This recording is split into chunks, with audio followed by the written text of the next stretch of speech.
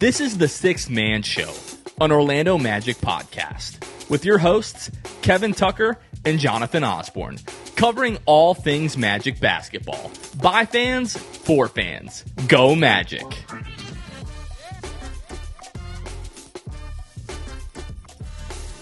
What's going on, Orlando Magic fans? You guys are back with the Sixth Man Show. Today is Thursday, April 24th, 2025.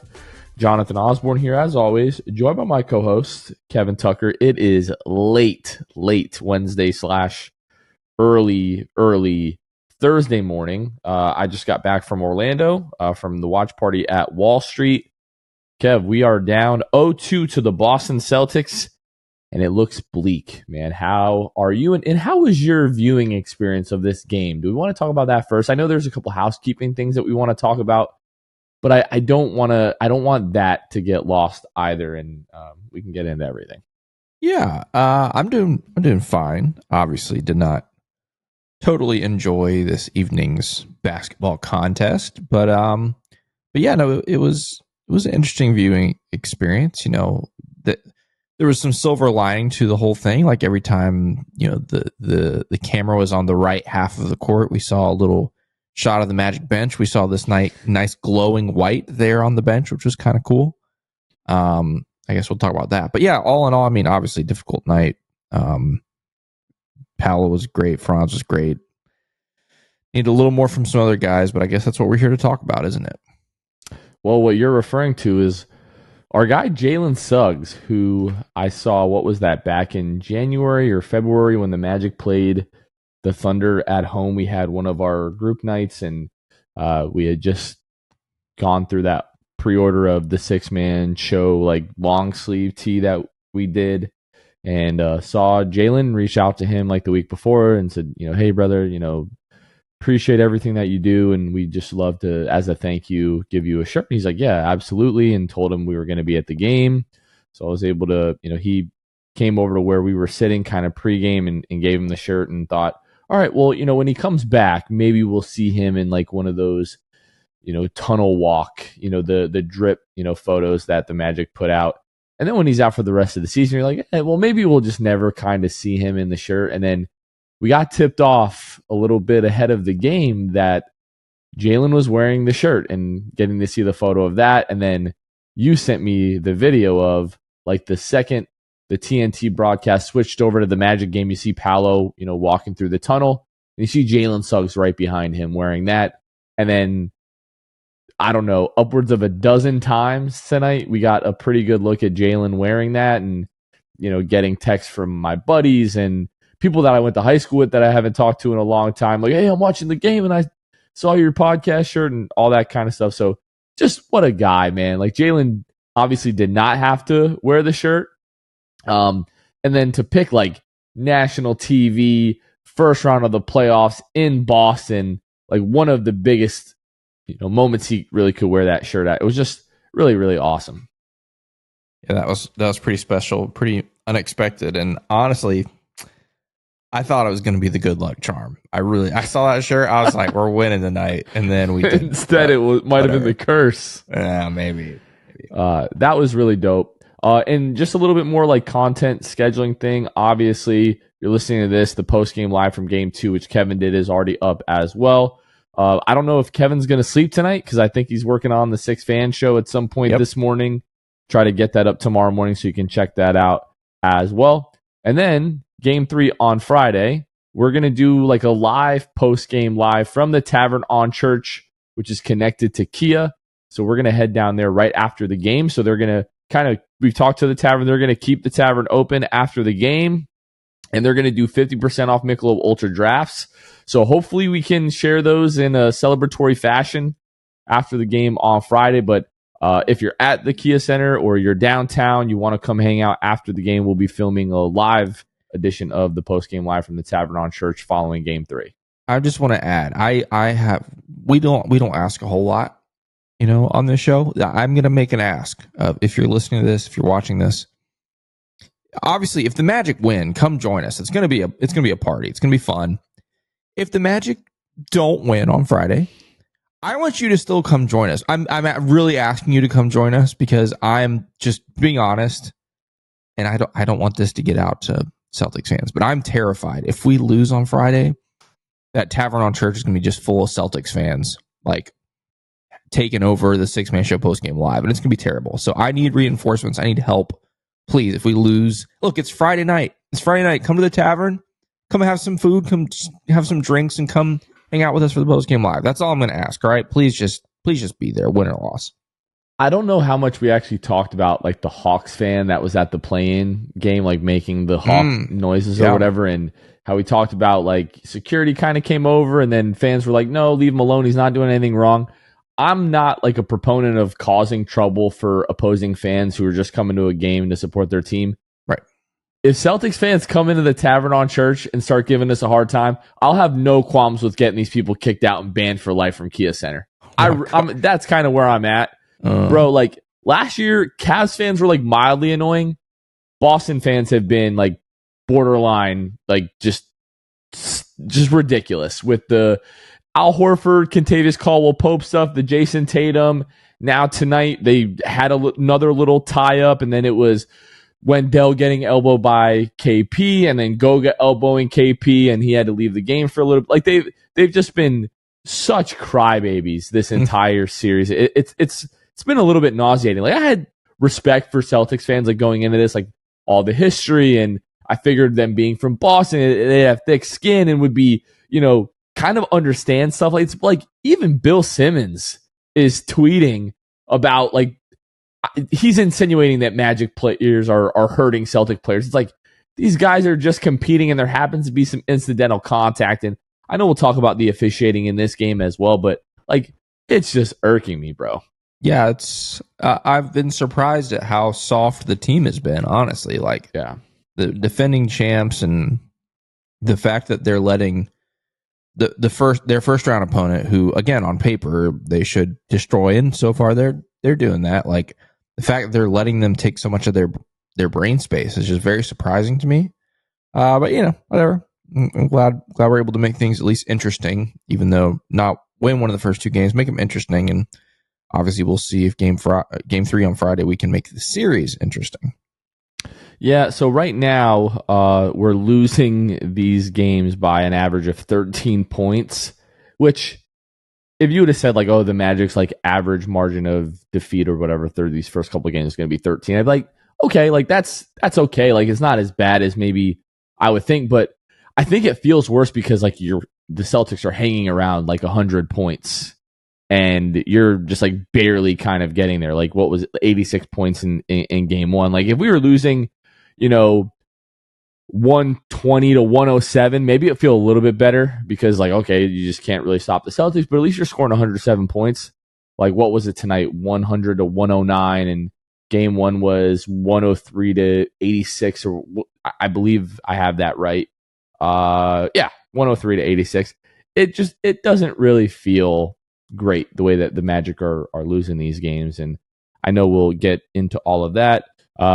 Outside of the Tavern on Church, do we have anything else in terms of like housekeeping that we need to go over? There'll be another 6-fan show after the game Friday, so go hang out with Ben and give your thoughts on a thrilling Game 3 victory or a difficult 0-3 deficit. But yeah, go hang out with him. That's probably it, I think, for now. Well, I did want to mention the watch party so far through the first two games. Like all three locations have had really great turnouts, so appreciate people coming out to those.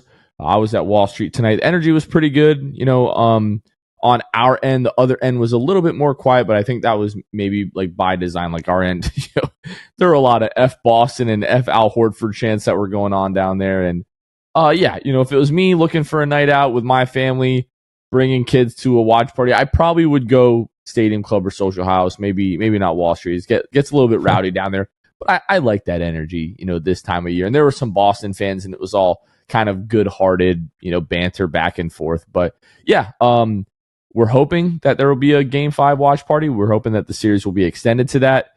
If there is a Game 5, again, there will be watch parties downtown Wall Street, over at Stadium Club, and at Social House as well. So just kind of keep that stuff in mind. Kevin, where would you like to start breaking down this game? Well, I think I would like to start with the good. I went back and like skimmed through our game one show, and we just didn't talk enough about Paolo in game one because there was a lot of other things that were frustrating, really frustrating from game one, and so I don't want to make the same mistake again in this game. I mean, through 2 games, Paolo has been outrageous. He's been so good. Tonight, he's got 32, 9, and 7 with no turnovers. 12 of 25 from the field, 2 of 6 from 3. Obviously, you'd like to see him make a few more free throws, 6 of 11 from the line. But 32, 9, and 7 in his 9th playoff game, career playoff game, at 22 years old. He has been undoubtedly the best player in the series. Green, blue, doesn't matter what color they're wearing. He's been the best player in the series. And so I'm just more so like just in awe, I think. Like some of the shots he's taking, like even though we've seen him do this for 4 years now. We've seen it for 3 years. Even though we've seen it that long, there's still shots he takes. I'm like, oh, there's no way. And then it just goes in. Like it's crazy. And the fact that he's 22, the fact that it's only his second playoffs, I can't say enough good things about Paolo. And he's quite literally putting the team on his back because without him, I mean, we're getting crushed in both games, especially game one. But yeah. So shout out Paolo. That's where I want to start. Yeah, to the point of that stat line, Real Sports tweeted this out. They said Paolo Banchero already has the 5th most playoff games in NBA history with 30 points, 5 rebounds, 5 assists, and 0 turnovers. That's crazy. It's absolutely unreal. Like we've been shouting this from the rooftops and the mountaintops, and we have been trolling the Paolo Banchero like skeptics and critics and so on and so forth the last couple of years. This dude is legitimately, I feel like he's already one of the best 15 to 20 players in the NBA. And I know that we believe that he's very capable of, I think he's capable of being the very best player in the league someday. Top 5, I think that's kind of without question. Like I'll be surprised if he doesn't get to that point, in the next 2 to 3 years. But I legitimately think that this kid can be the very best player in the league. But where I know a lot of this conversation is going to go, because yes, we're down 2-0. You have 2 home games coming up. Even before we got to this point, I think a lot of people understood where this series was likely to go. And the very kind of natural progression of that conversation is, okay, then what happens in the offseason? And I know we'll talk about that as well. But he's doing this in almost the worst like possible version of a roster around him. Like there's just nothing.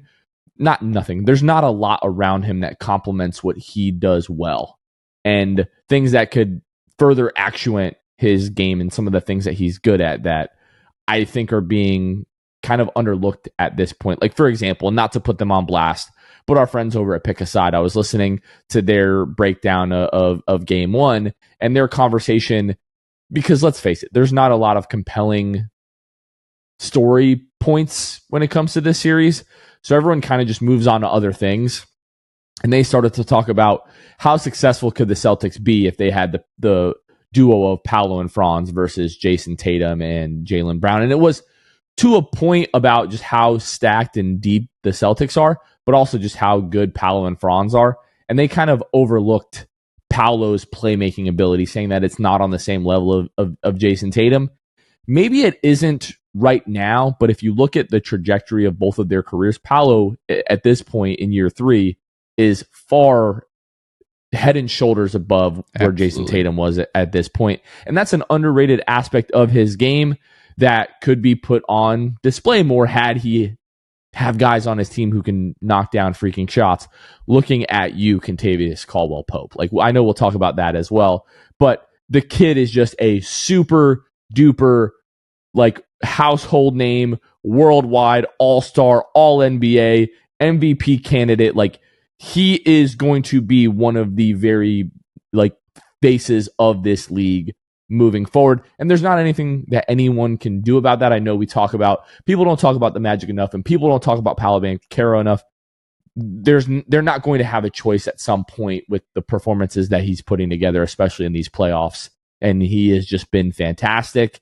Franz, big bounce back game, bounce back in a big way in this one. 25 points, 10 of 20 from the floor, 1 of 7 from behind the arc, which I know we will talk about. 4 of 4 at the free throw line, 4 rebounds, 4 assists, 2 steals, 2 turnovers in this one. Much better compared to game 1. Those guys were awesome. Wendell Carter showed like a little bit of life in that second half. Anthony Black had some moments.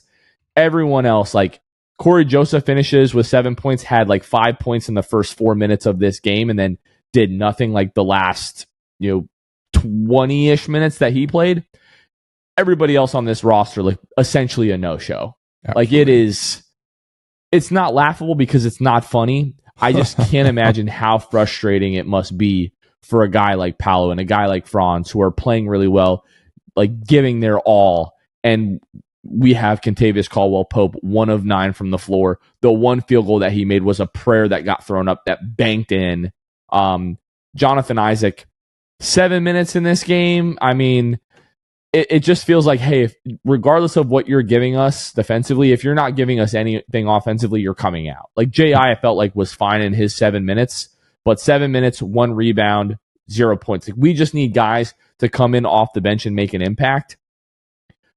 To Mosley's credit, right? Like, have the rotations been perfect? Maybe not, but like you've got Paolo playing 43 minutes, Franz playing 40 minutes, like KCP, who you should be getting more out of, playing 34 minutes. He is just looking for somebody to come in and make an impact, and nobody is taking advantage of the opportunity. I tweeted out tonight, like, it just does not look like we have guys that are ready for this moment. Whether they're beyond their prime and a guy like Gary Harris and he's not able to step up to the moment, or if that's the case with Kentavious Caldwell-Pope, or if it's other guys like Anthony Black or Caleb Houston or Cole Anthony or Wendell Carter Jr. who are giving you impact in spurts at points, but we need a guy who can come in and give you like 30 actually good minutes, not 8 good minutes in the 30 that he plays. Like, it's that reason to me, like, this series just feels like it is so over. You get a win in game 3, you get a win in game 4, whatever. The Magic have zero chance, it feels like, in this series at this point for me. Yeah. First off, I just got to say, let's put a little bit of respect on Gary Harris's name, because he outplayed Kentavious Caldwell-Pope in his 13 minutes. Dude. He outplayed KCP. I'm only half kidding, but mostly serious. Yeah, it's tough. 4 points in 13 minutes, 2 of 2, 2 steals, 2 assists. Yeah. Played better than Kentavious Caldwell, and I think he played better defense in stretches too. So, but as far as like what you're talking about, like, dude, think about it. Like, let's take, you mentioned Corey Joseph. First off, I want to be clear with Corey Joseph in particular. I'm not sitting here blaming Corey Joseph for what he did or did not do tonight. Honestly, I thought Corey Joseph played pretty well. Like, tonight, it wasn't perfect, but what are you expecting from him? You know, it's not his fault. He shouldn't be in this position. Credit to him for not being in the second half. Big is relative, but like, he's always in the right spots defensively. Like, does he get cooked sometimes? Sure, right. But like, for the most part, he's in the right spots. He's competing. Like, I'm not mad at Corey Joseph. I'm disappointed in the roster construction that has forced Corey Joseph and forced Jamal Mosley's hand to put him in the starting lineup and play him 23 minutes in this game. But here's my point. Corey Joseph tonight, the 5th leading scorer on the Magic, by the way. 7 points. 5th leading scorer. Look over at Boston. Their 5th leading scorer, 1, 2, 3, 4, 5. Drew Holiday. Like, I wish our 5th leading scorer was Drew Holiday. You know, like the gap between a Corey Joseph and a Drew Holiday, who played 36 minutes tonight. Yeah, he only scored 11 points, but we all know he's doing a lot more than that. Had 4 boards, 6 assists, had a block. Like, just the gap. And obviously, I know we're talking about the best team in basketball, right? Like, the Boston Celtics, of course, they're going to have a great roster. They should, you know? But that's the kind of gap we're talking about in a series like this. Like, the gap between the 5th leading scorer on these two teams is just astronomical. Like, it's huge. And so, yeah, it really sucks. Like, it's early to quick exercise for us, right? Okay. Top 2 versus top 2, like, you could go back and forth, right? Like on any given game, if it's Tatum and Brown versus Franz and Paolo, I don't want to say it's flipping a coin, but it's probably like 60-40 of like who might be able to outplay the other. Who would we say is like the Celtics' third best player? Is it Kristaps Porzingis? Is it Derek White? Right? Yeah. More Who's the consistently Magic's Derek White. third best player right now? Is it Wendell Carter Jr.? And then like how far down the Celtics list do you have to go before you find the Wendell Carter equivalent? Because that's really, right. I think it's a football term, mind the gap. Like we're minding the gap right now. This is it's just the biggest difference in this series. Yeah, the gap is crazy. That's for sure. But yeah, and again, this kind of, there's a whole offseason to talk about this stuff, and that offseason might start here soon. I don't know. We'll see. We'll see how Friday goes.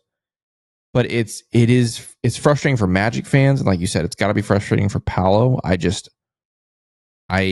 hope we get another chance at, surrounding him with some better pieces starting this summer, because if I'm out, I know it's early, right? He's 22, but you can't do this another year. You just can't, right? Like that, you're playing a very dangerous game if you try to roll out there with the same roster. So again, we have a whole summer to talk about that, but that's the other thing I'm feeling as I'm watching the fourth quarter dwindle down and we fall apart. And yeah, it's tough.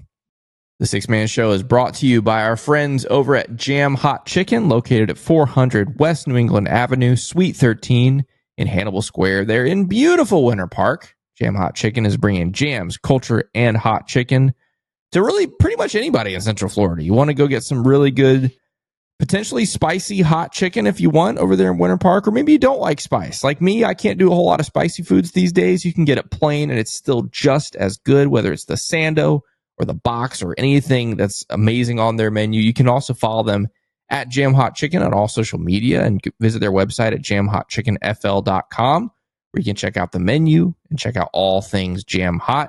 And if you're in the Winter Park area, you don't want to go to Jam Hot, but you want to eat Jam Hot, they're now available on Uber Eats. So it doesn't matter how you get it, it's always good. And when you visit Jam Hot Chicken, just let them know that your friends at the Six Man Show sent you.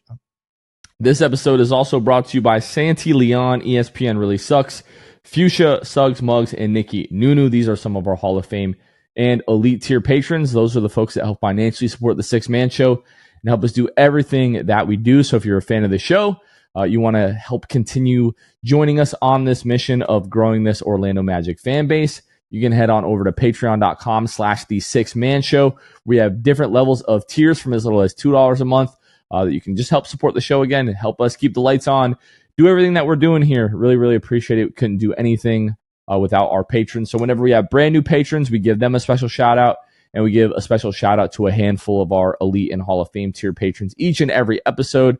So again, you can find us over at patreon.com/the Six Man Show. And now let's get back to the episode. So this is a game where I think it was 15 turnovers in game one, 7 in this one, which was a big difference. But again, I think it was a 7-0 run they went on in game one in the third quarter to sort of open the game up.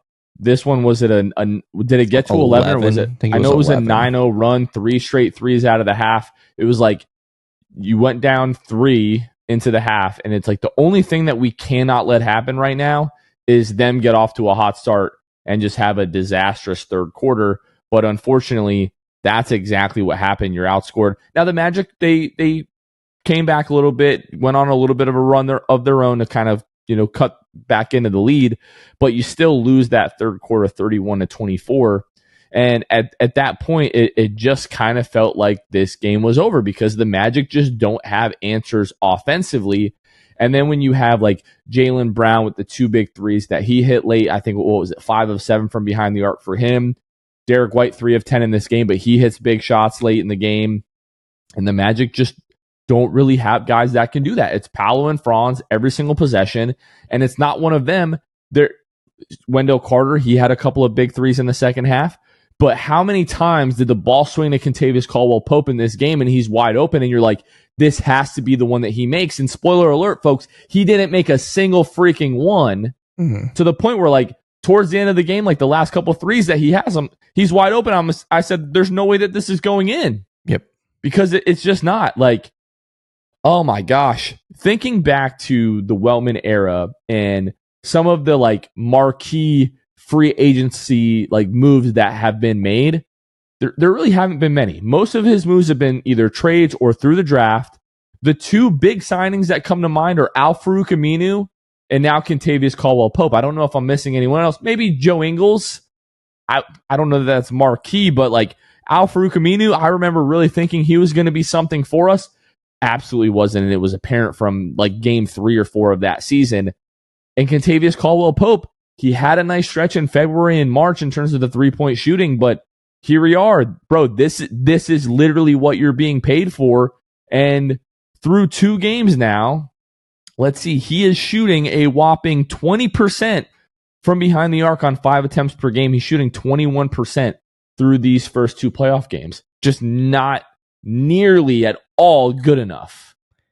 Yeah, we've talked about this before, but I do struggle a little bit with this because on paper, the signing made sense. I'm not saying that. Right. You still do the signing, but Right. it's just crazy how badly it's gone to this point. Right.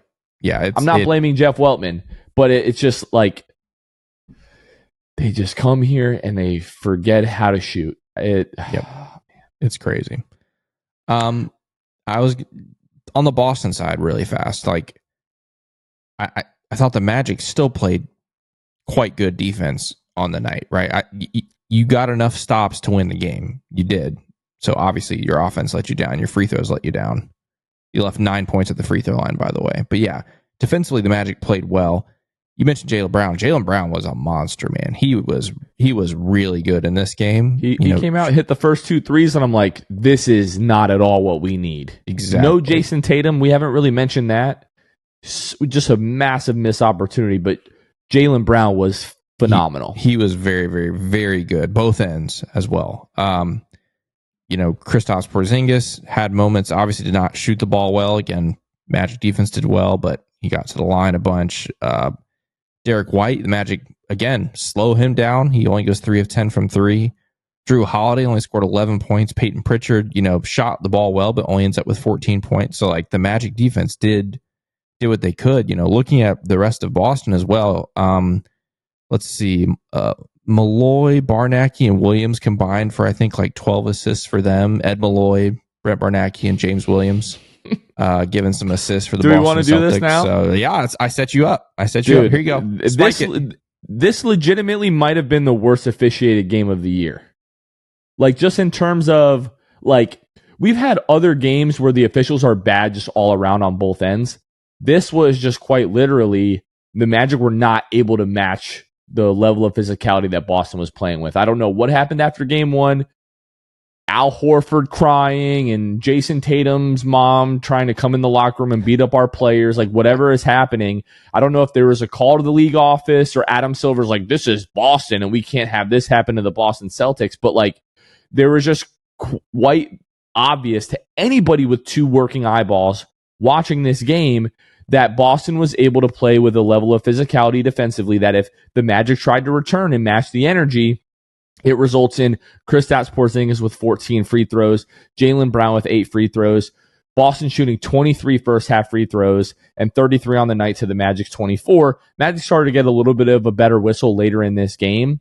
I'm thinking back to the incidental contact between Kentavious Caldwell-Pope and Al Horford that for some reason they felt like they had to go to the monitor for, where it's just 2 guys getting their feet tangled up. I promise you, if the roles were reversed, they're not looking at that play.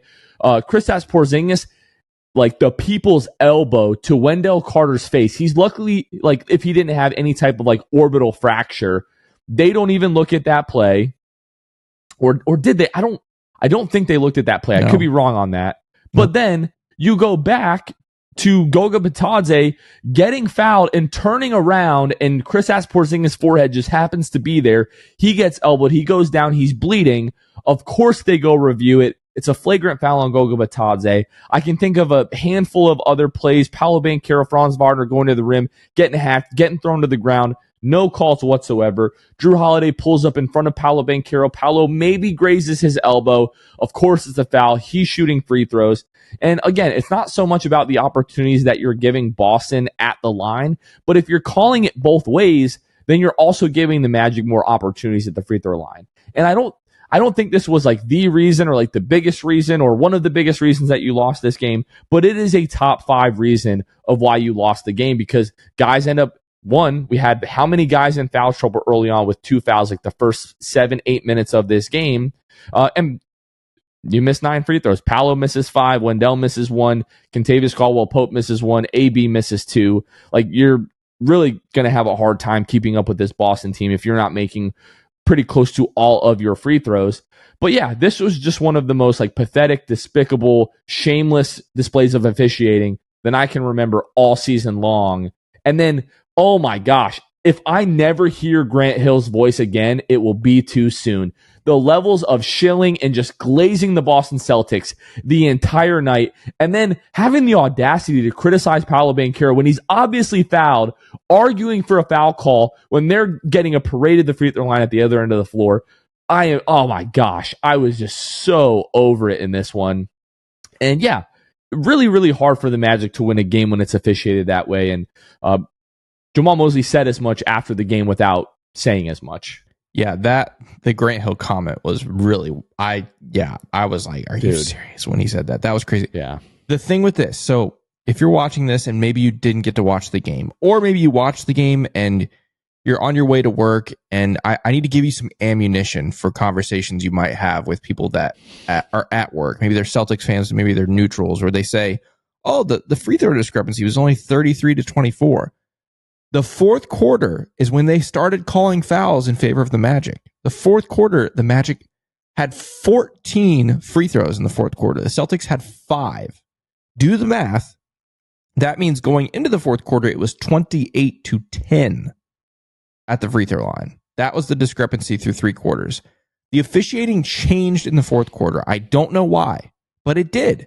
They started calling fouls against the Celtics on aggressive drives by the Magic. They were calling it. The first 3 quarters, they didn't. They did not call it. It was completely unequal. The difference between how it was called on the green end versus how it was called on the black end were totally different. And that's just not fair. That's not how it's supposed to be, right? Either let them play, quote unquote, and you don't call anything, you let them play physical, or go ticky-tack, right? You can't do both. You can't do both. What are you laughing at? What happened? I'm laughing about I forgot about Kristaps Porzingis King Kong climbing onto the back of Wendell Carter and Wendell Carter Jr. being called for a loose ball foul. That's right. Everybody, there's 400 people at Wall Street. Everybody's clapping because they think it's an over the back. And then they have the audacity to call a loose ball foul on Wendell Carter Jr.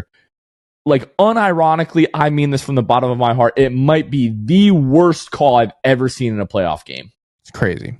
I think it was Ed Malloy is right there. Like, there's no mistaking what happened. Yeah. Wendell has position. Kristaps Porzingis literally climbs on top of his shoulders and reaches for the basketball, and they called the foul on Wendell Carter Jr. It was almost, was it the Lakers a few years ago where Wendell literally just has his hands behind his back, like retreating to the basket, and was still called for the foul? This was worse than that. Yeah. Like, it was bad. I know I always talk about officiating because I can't stand that the league has let the product get to the point where it is, and we just have no accountability for officiating, and it just seems like the Magic always get like the worst possible officials, and we get the worst assignments. So I talk about it a lot because I can't stand it, but this was a putrid display of officiating, and it absolutely didn't help the Magic's case in determining the result of this game. Yeah, it was tough to watch, and again, impossible for the Magic or any team to find their rhythm defensively. Like, you can talk about getting offensive rhythm, and that's a real thing. Defensive rhythm is also a real thing. Like, there is such thing as you being able to be locked in, know what the boundaries are when it comes to physicality. But when you're facing a certain level of physicality on the offensive end, and then try to bring that yourself on the defensive end, and it's called a different way, it's impossible. It's impossible. So Yeah, that was frustrating isn't even the right word. That was just unacceptable through 3 quarters. And then, yeah, for some reason they decided to change it in the 4th, but it was too little too late, I guess. Let's change the subject. Did you see Franz shooting in practice and in shoot around the last couple of days? I did, yep. What did you notice that is different from what we've been seeing in these games over the course of this season? Absence, for the most part, absence of a hitch, as the phrase is called. What is this about, man? I don't know. I know we've seen the hitch, but just seeing him shoot so fluidly in practice settings is really. I'm not trying to sit here and like psychoanalyze what's happening, but it is weird, and it's very weird. It's not good. I thought we were done with hitches, with Markelle being gone. I don't mean that as a dig. Like, I'm serious. Like, we talked about jump shot hitches for years now, and I thought when Markelle moved on to Sacramento that was the end of it. But here we are. We're talking about it again. This time for our second best player.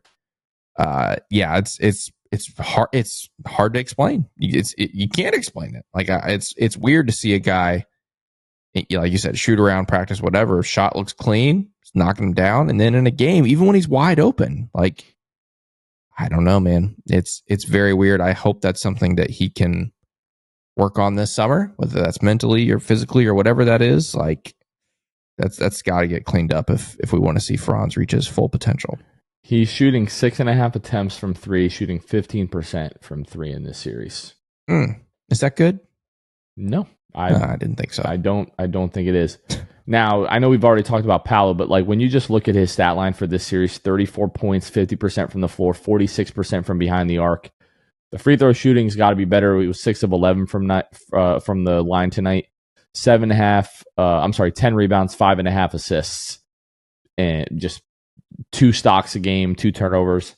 Just been unbelievable. At some point, I want to look at like age 22 or younger guys to average 34, 10, and 5 in a playoff series, because I'm sure the list is like LeBron, Luka, and Paolo. Yeah, we'll have to look at that. But that's the other thing I was going to say earlier when you were talking about Paolo, like becoming a top 5 or better player in the league. Like, I truly believe he's going to become one of those guys that's known on a first name basis, right? Like, well, the name certainly helps, dude. That's the thing. Part of it is the name, right? Like, yeah. LeBron, such a unique name. Kobe, at the time, such a unique name. Luka, other parts of the world, it's not unique, but here in the United States, it's a very unique name. Paolo, right? It's a no-brainer. Like, it's a shoe-in, if you ask me. If he keeps on this trajectory, household name, first name basis, like, yeah, it's coming. Okay, I'm trying to think if there's anything else that we can talk about. I mean, game 3, have to win. I've got one more thing from this game, please. Jonathan.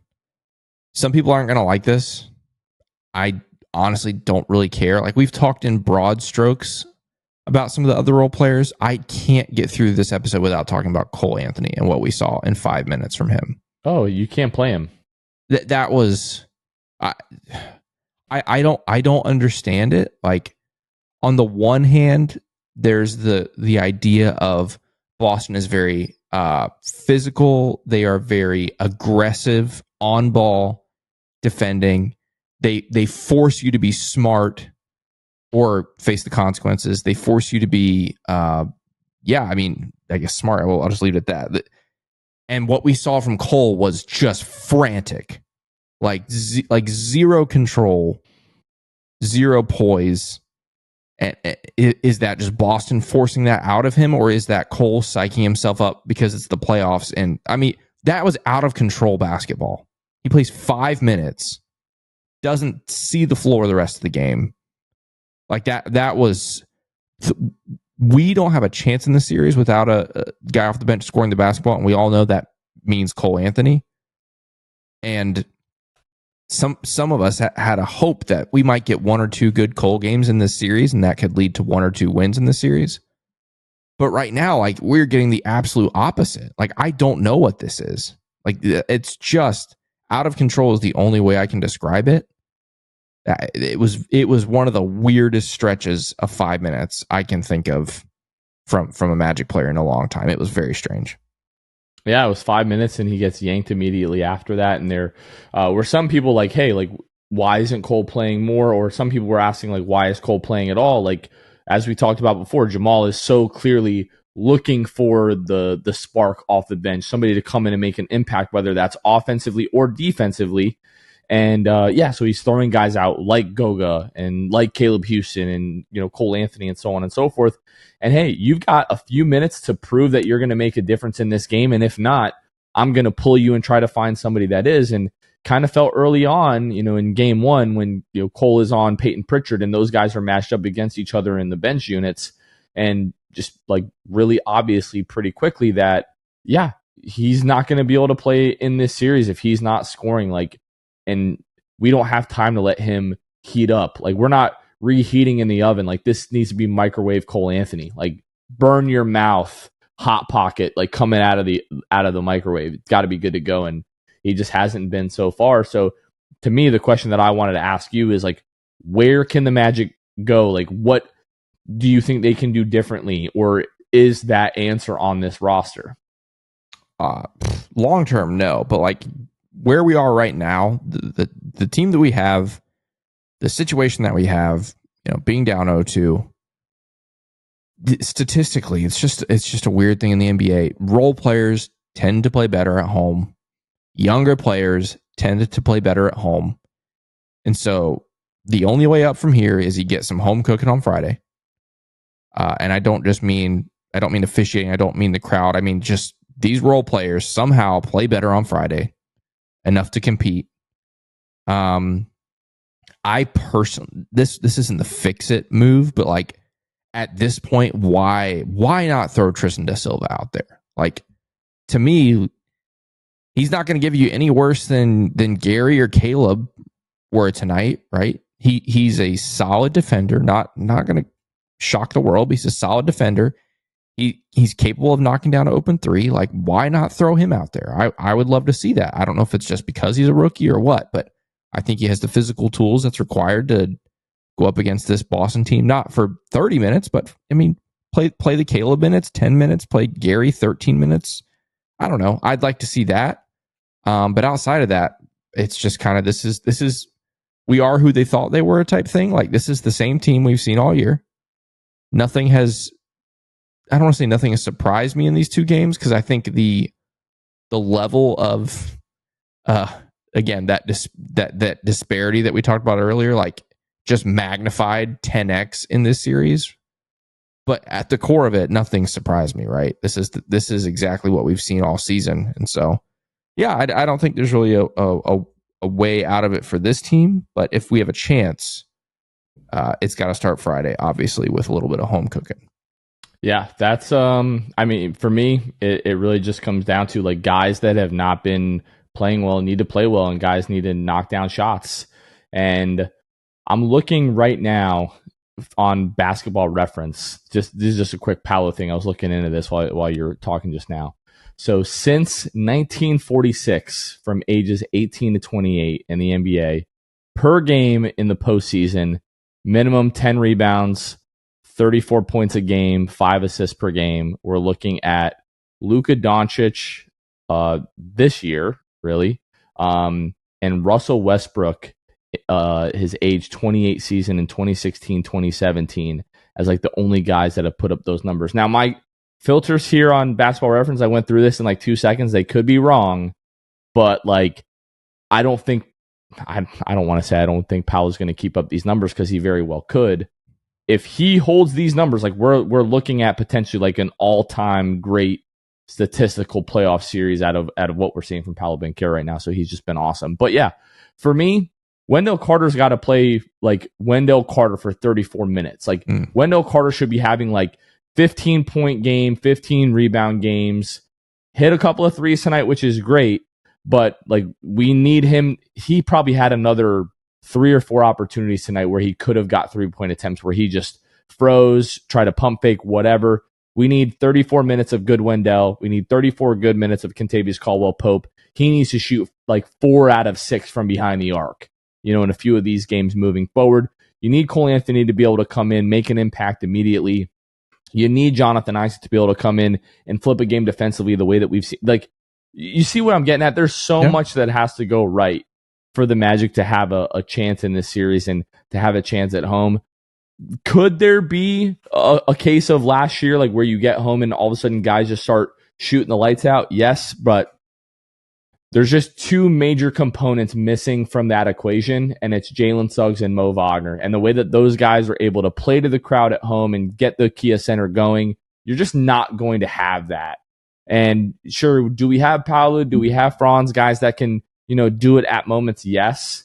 But man, it just feels like a really tall task. You had your opportunity tonight to get this one without Jayson Tatum. Does Boston say, hey, we're up 2-0. Even if, we split these games, in Orlando, we can go home and close it out in game 5 and kind of let Jayson Tatum rest. Could they do that? Yeah. Could they say, hey, Jason, if you're able to go, I was surprised that he didn't play tonight, even as like a decoy, right? But if he doesn't play in either of those games, you're definitely going to have a bit better of a chance. But Boston might just want to get this series over with, man. And if they really want to end this series in 4, I think they can do it, and I think they're going to do it.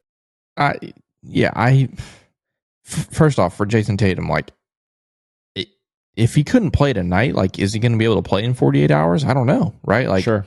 I don't see a world where if he's good to play, that they sit him just to rest him an extra 48 hours. Like that doesn't I feel like they'll play him if he can play, like you said, to try to sweep the series. But the only thing I'll say is this: last season, you go down 0-2 in Cleveland. Things were very grim, right? Not as grim as this, I think, right? And that obviously is due to the quality of opponent. This Celtics team is significantly better than last year's Cavs team. But you got to take it one game at a time at this point. Not just the players, but us, the fans, too. We cannot go into game 3 half-hearted because we're down 0-2, because we're scared of the Celtics sweeping us. It's just not an option. We have to go in there believing that we have a chance to win game 3 and believing that we can be a part of that, that we fans can contribute to that, which I believe we can. And so, yeah, it's more, this is more so a rallying cry, if you will, for Magic fans. We have to bring it on Friday, right? You got to believe. You can't do it without belief. So let's believe. Let's give it our best. And look, if Boston wins Friday, so be it. We'll see how it goes. But if we can give it our best, maybe we can influence it a little bit. Again, I'm pulling up the same filter, dude. And even if I go to ages 21 through 25, the names that you're getting are Michael Jordan, Hakeem, Bob McAdoo, Wilt Chamberlain, Michael Jordan, Donovan Mitchell in 2019, Luka Doncic, Michael Jordan, LeBron, Kareem, Wilt, Michael, Rick Barry, Gilbert Arenas, Luka Doncic. And that's lowering the points down to 30. So if Paolo can keep up what he's doing, I know we're kind of just keep bringing this back to Paolo, but for me, that's really the only not the only positive, because Franz had a big bounce back game. But if we take anything away from this series, man, if you go to 34 points, age 21 to 25, we're looking at Michael Jordan, Hakeem, Bob McAdoo, Wilt Chamberlain, Michael Jordan, Donovan Mitchell, Luka, Michael Jordan, LeBron James, Kareem, Wilt, MJ, Rick Barry, Gilbert Arenas, and Luka Doncic.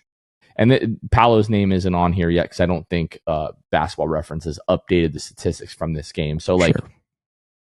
We're talking about Paolo in top 15, top 20 all-time conversations with the guys that are in this list. So if you don't take anything else away from this pod, take away the fact that Paolo Banchero is on a meteoric superstar, all-time great type of playoff trajectory right now in the way that he's playing. At 22 years old. At 22 years old. A lot of these other guys, MJ did it at 22, Luka did it at 21, Donovan Mitchell was 23, Kareem was 22, Rick Barry was 22. This dude is putting up historic numbers at his age right now. Yeah, but none of those guys had to play with Kentavious Caldwell-Pope either. So, okay, I think that's a good place to end this one. Like we said, we'll be at the Tavern on Church following Game 3. recording broadcasting a live episode of the post-game live. Ben will be outside Kia following Game 3, filming another episode of the Six Fan Show. Be in the building, get ready to make noise, and man, I'm not looking forward to the amount of green that we might see in that building on Friday. Well, here's the thing. I'm feeling better about it. I feel like there's a good opportunity that it's not as bad as maybe what we had once thought. Maybe, but look, all it takes is a strong start. Get a little bit of distance between you and them, and they're quiet the rest of the night. So let's bring it. Let's give it our best. And look, you have all these phrases, Jonathan, but they're true. Let's just leave it all out on the floor. You walk into Kia with your voice. You walk out without it. All those things you say. It has to be true Friday. It's got to be a Game 7 type vibe Friday, because it is. You lose Friday, series is over. You win Friday, you got a chance. You got to take it one game at a time, and so I think us fans got to do our part. All right, let's wrap this one up. That is going to do it for this episode. For Kevin Tucker, this has been Jonathan Osborne. You all have been listening to The Six Man Show, and we will catch you guys next time. See ya. Thanks for listening to The Sixth Man Show. Be sure to subscribe on iTunes and Spotify to get new episodes downloaded directly to your phone. If you enjoyed the show, please take a minute to give us a 5-star rating and a review. It helps out the show a lot. Follow us on Twitter, Instagram, and Facebook at Sixth Man Show. We'll catch you guys next time. Go Magic!